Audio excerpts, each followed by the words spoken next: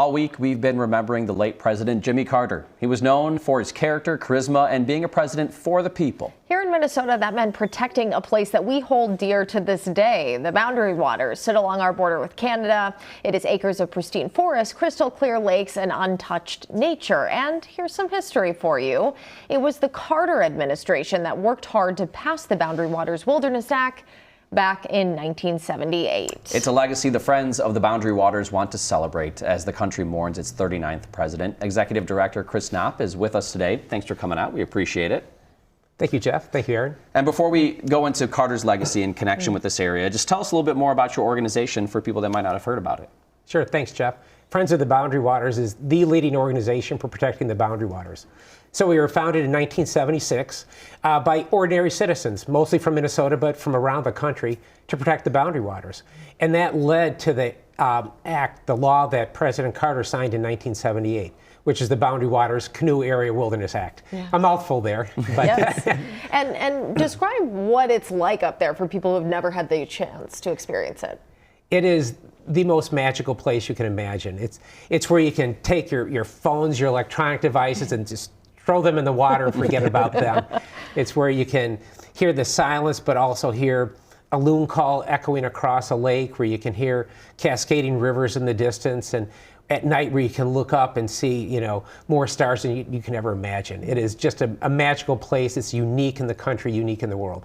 You mentioned it already, but if you can give us a little more detail, how is your organization directly tied to former President Carter? Well, there was a law passed in 1964, the Wilderness Act, that left some loopholes for the Boundary Waters. So the Wilderness Act was to create areas where that were supposed to be pristine, where the hand of humankind was not have been touched on the land. But it allowed logging, it allowed mining in the Boundary Waters. And so ordinary citizens came together and said, hey, there's these loopholes that allow for logging and mining in the Boundary Waters. Let's get together and let's really protect the Boundary Waters. And so that's what happened. So thousands of people came together and worked with civic leaders here in Minnesota that took real courage and passed the law that President Carter signed on October 21st, 1978. So that I stand now on the shoulders of my predecessors that had that vision and energy and courage to lead the fight. Now, there was some controversy around this at the time, is that right? Absolutely, Aaron. There were a lot of people that wanted to protect the Boundary Waters, but there were also a lot of people on the other side. So it was a real battle, kind of that old saw between protecting the environment and jobs. And what we saw here was that over the long haul, that protecting the Boundary Waters was both good for the environment and good for jobs. So now the Boundary Waters is the anchor for the outdoor recreational economy in Northeast Minnesota. Big driver of tourism from out of state too, I imagine. Exactly. Is there any particular value that Carter saw in preserving not just the BWCA, but wilderness and wild places in general? Absolutely. President Carter protected over 50 million acres across the country, from Alaska down to Georgia and here in Minnesota.